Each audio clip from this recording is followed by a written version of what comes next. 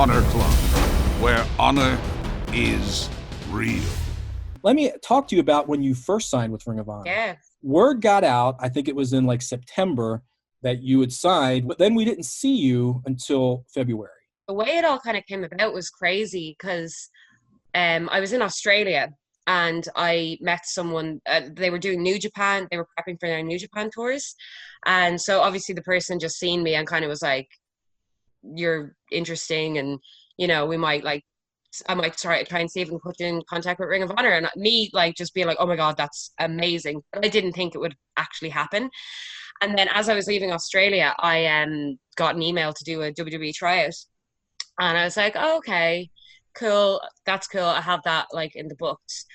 And then I did the tryout and everything like that. And I was pretty, like, okay, this is it. And then it just kind of came around more with Ring of Honor then. And then I had this, like, decision. I pretty much had the two in my hand and I was like, what do I do? And I thought long and hard about it. And I was just like, you know what? I think like I just in my gut, I just felt like, I think Ring of Honor is where I'm going to go. You know, I was like, how many people from Ireland can say that they've been to Ring of Honor?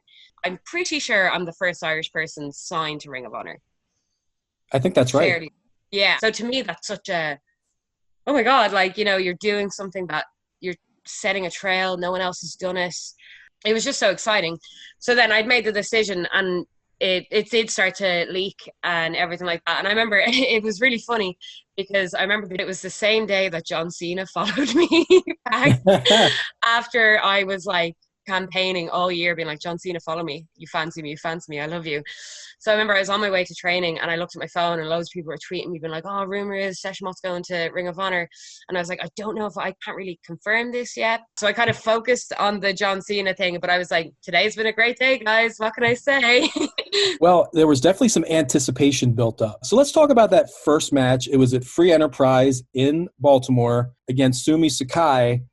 What was that whole experience like for you? This is your first match in Ring of Honor, and you're facing Sumi, a veteran, you know, who wrestled in the first Women of Honor match. Can you actually ask for a better debut, like against someone like Sumi? Like, it gives me chills to even think about it. Like, do this to me 10 years ago, and I die.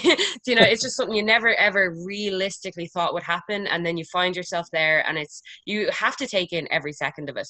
But I remember being so nervous because obviously it's terrifying anytime you go anywhere new, and you're meeting loads of new people.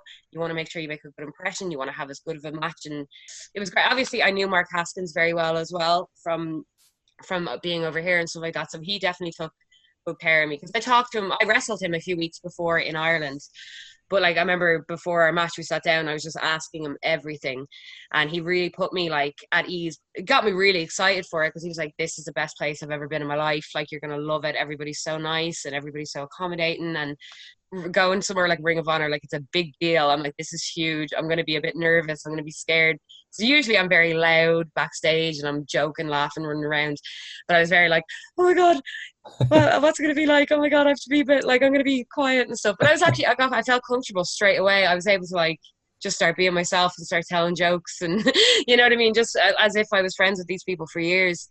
And I'll never forget then when I like my music started playing and I walked out and hearing cheers. I was like, I've never wrestled in Baltimore before. Right. This is my first time at Ring of Honor and people know me and people are cheering. You know what I mean? I was like, it's one of them moments where you just have to pinch yourself and go like, I think sometimes you don't even realize yourself that other people would know who you are and stuff like that. Like I don't know my reach in a way.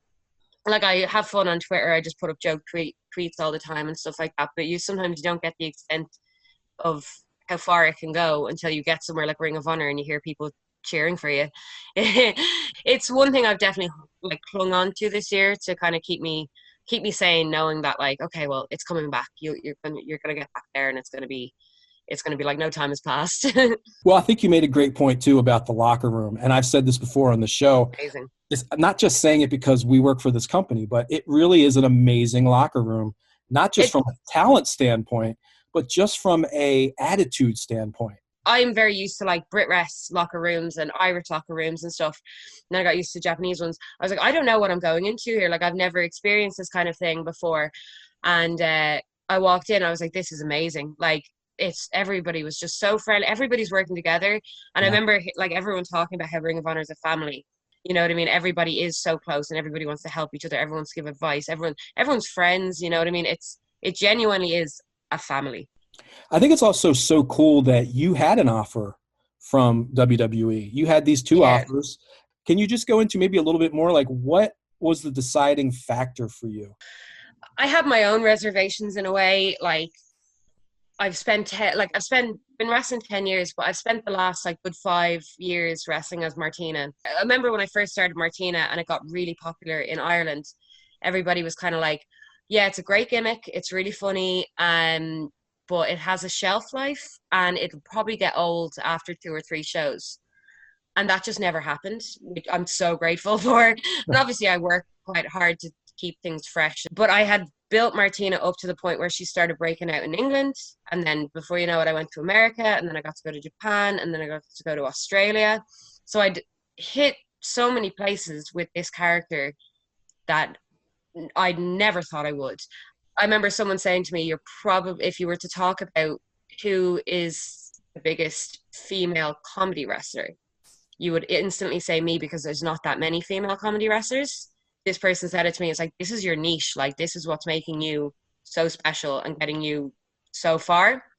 So a lot of it was about me wanting to keep as true to Martina as I could, not only just for the fact that like I had really fallen in love with what I was doing, like all the shows that I was doing, the freedom of being Martina and drinking and, you know, being flirty and grinding on people and like just having jokes. And in a way, I think that's why it got popular, is because it's something that people my age remember from when they from the time that they were probably the biggest wrestling fans. You know what I mean? When things were a bit risky.